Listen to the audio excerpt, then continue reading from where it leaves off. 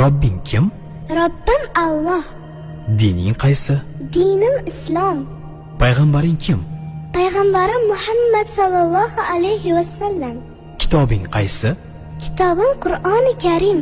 Tilaging nima? Tilagim iymon. Qiblang qaysi? Qiblam Kabatulloh.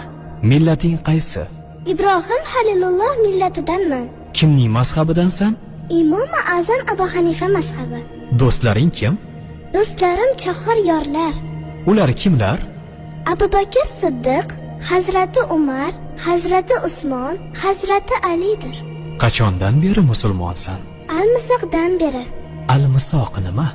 Alloh taolo ruhimizni yaratib, ulardan va'da olgan kun. E'tiqoding qaysi? Ahli sunna val jamoa e'tiqodi. Kimni yaxshi ko'rasan?